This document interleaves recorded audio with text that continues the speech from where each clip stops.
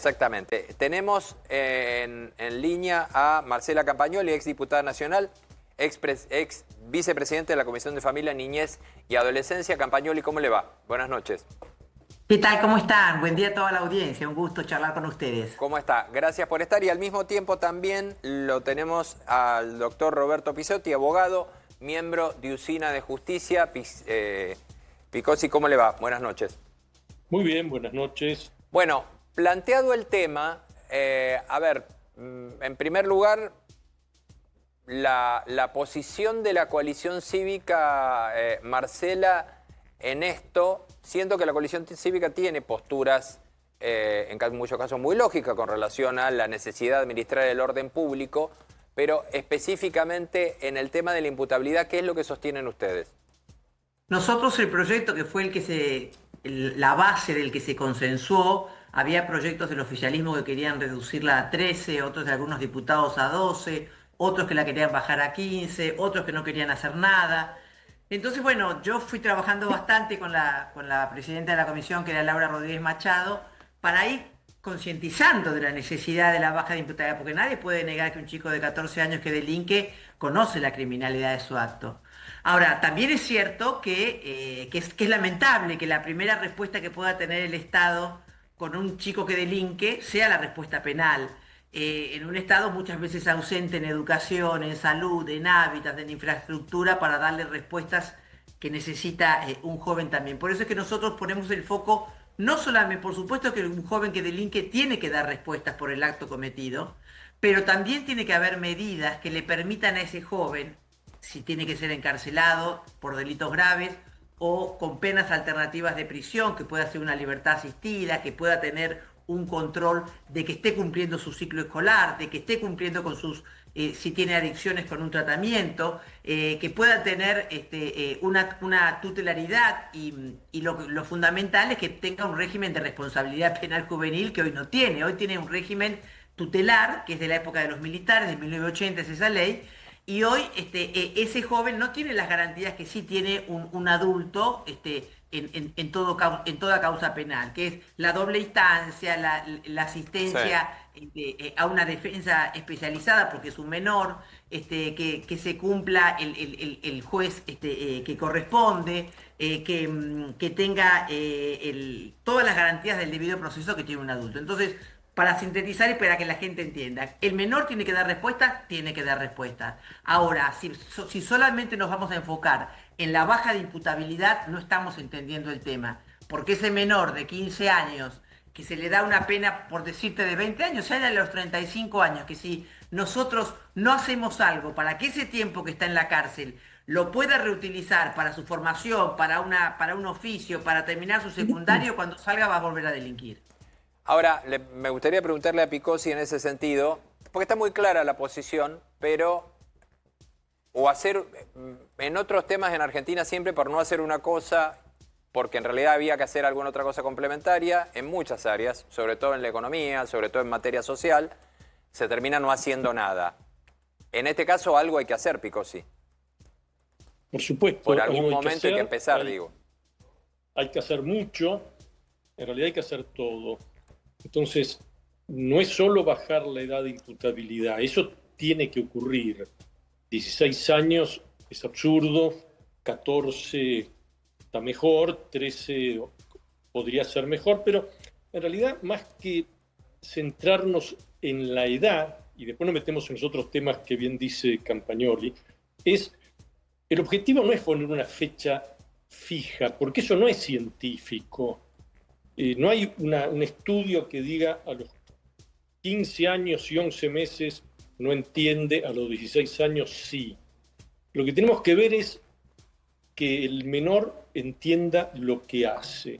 Por lo tanto, tenemos que cambiar la presunción. Hoy hay una presunción absoluta que debajo de 16 no entiende la criminalidad de sus actos y al día siguiente sí la entiende. Eso hay que apartarse de eso totalmente. Pongámosla en 13 o en 14, el menor va a tener en ese periodo que se le agrega, porque antes eran 16, ahora son 14, las mismas condiciones que tiene cualquier adulto. O sea, artículo 34 en el cual se dice que uno no es punible si no comprende la criminalidad del acto y alguna cosa por el estilo.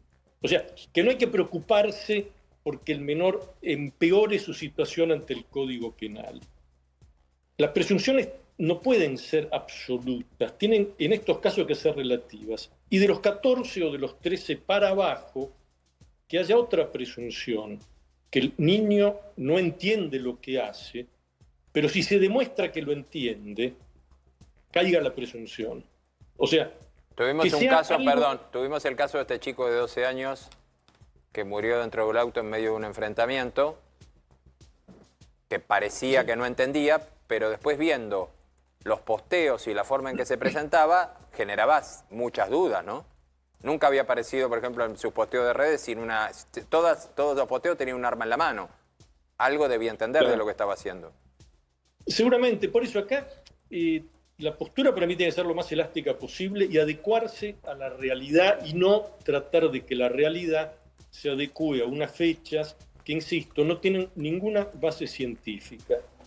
Dicho eso, es claro que para los menores y para la sociedad lo mejor que puede ocurrir es que cuando salgan estén en condiciones de reinsertarse en la sociedad.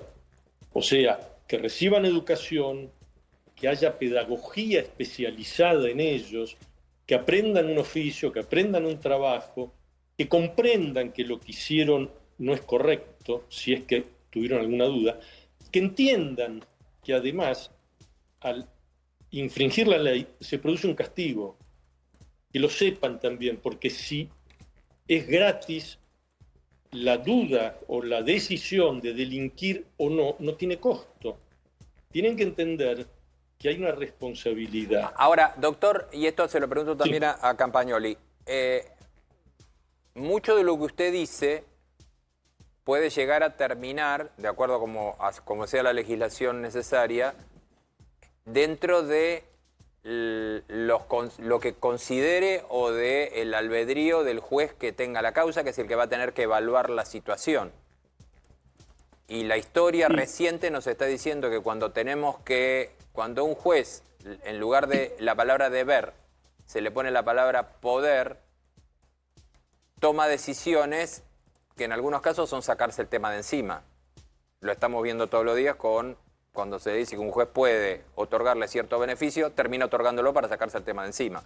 La gente entra de todas las edades y sale a los 10 minutos. En algunos casos, un fiscal por teléfono le ordena al comisario que tiene detenido que lo libere porque no quieren hacerse cargo de la situación o porque consideran que está absolutamente tomado. Digo, ¿cómo se trabaja eso, Campagnoli? Esta es una realidad que ustedes saben que existe. La vemos todos los días. Mira, yo creo que a Argentina se debe un debate profundo sobre el perfil de los magistrados que queremos. Claramente coincido con vos. Los jueces, los fiscales, muchas veces se quieren sacar las causas de encima. Y cuando quieren tener las causas, como pasó con lo de la mansión de Pilar, parecería ser que son por otros intereses que la quieren tener, no para impartir justicia. Entonces, un juez o un fiscal, tengo la suerte de ser hermana de un prestigioso fiscal y sé perfectamente lo que es el animus investigandi, como le decimos nosotros.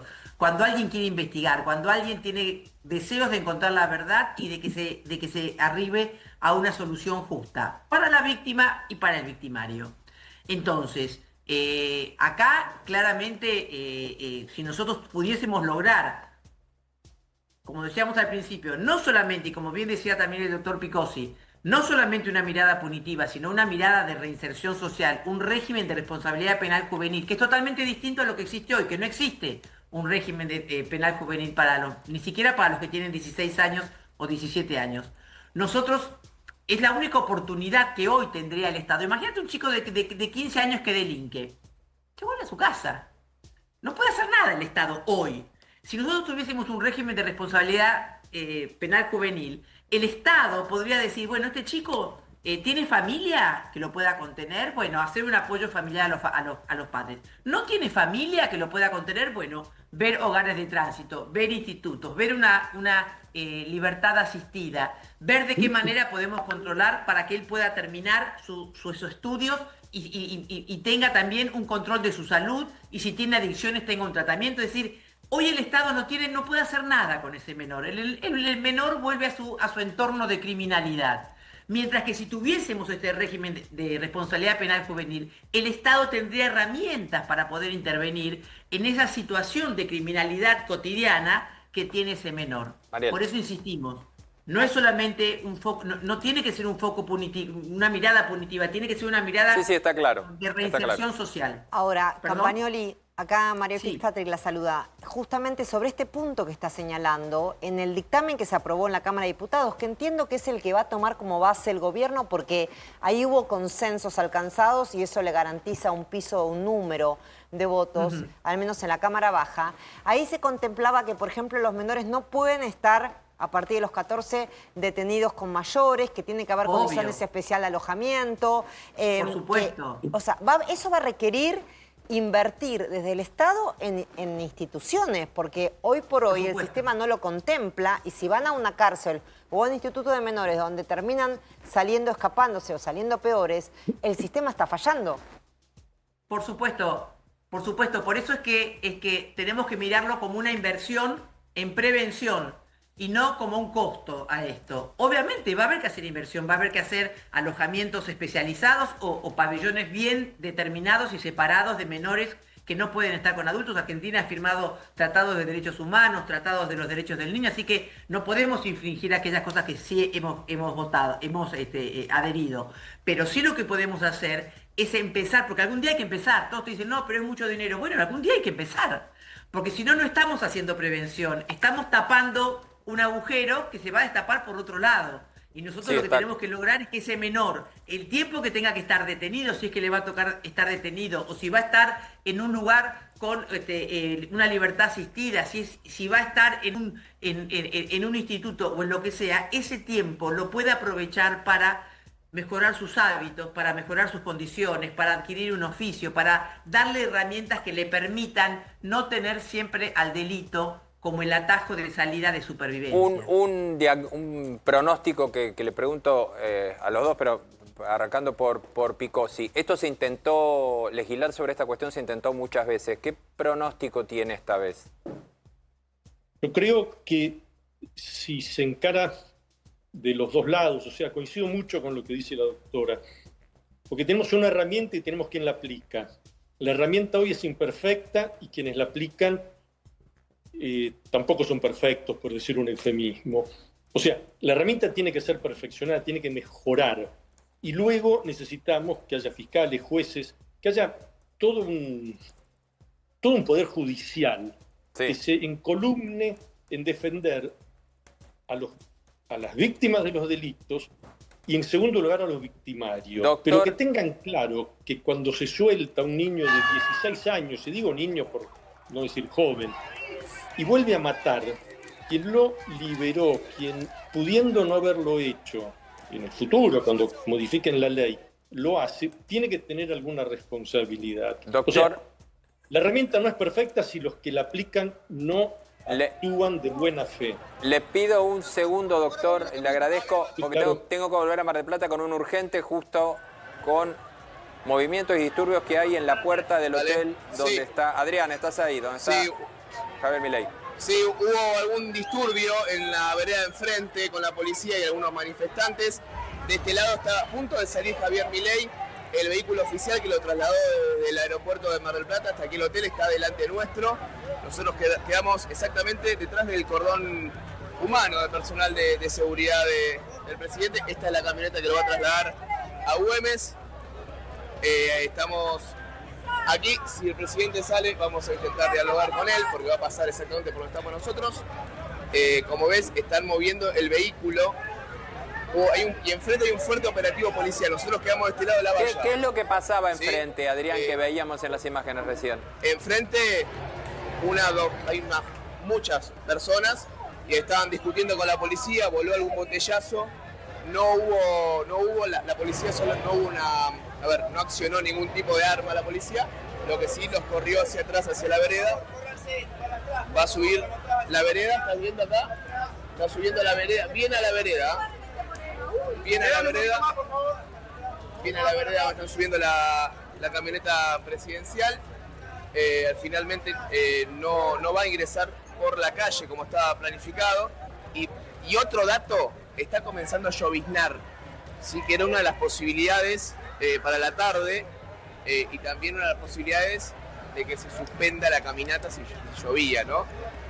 Finalmente entiendo que la caminata se va a hacer igual a pesar de la gran cantidad de gente que hay enfrente, pero también de este lado hay mucha gente, también de este lado, que está bancando a Javier Milei. Perfecto. Pero enfrente hay muchísima que está en contra, ¿sí? Acá hicieron todo el movimiento, ya corrieron a las personas que estábamos aquí en la puerta del hotel y es inminente la salida de Javier Milei. Ya están ahí cerrando la puerta, como pueden ver. Perfecto, Adrián, Es inminente la salida del presidente Rubén. quédate ahí que volvemos con vos enseguida. Mandamos desde Mar del Plata, enseguida volvemos. Les agradezco al doctor Picozzi y a Marcela Campagnolo porque tuvimos que ir de urgencia. Doctor, seguía usted, ciérreme. Sí, por supuesto. No lo quiero dejar. Y tengo un dato que es muy importante, que es cuando hablan de los establecimientos, que efectivamente hoy no cumplen con su cometido. Habrá que hacerlos nuevos, habrá que mejorarlos, no se los puede abandonar porque no funcionan. Cuando una herramienta no funciona, Hay que arreglarla. se la corrige, se la arregla, pero no se la descarta porque algún objetivo tenía. Entonces, comparto lo que dice la doctora, esto no es un gasto, esto es una inversión.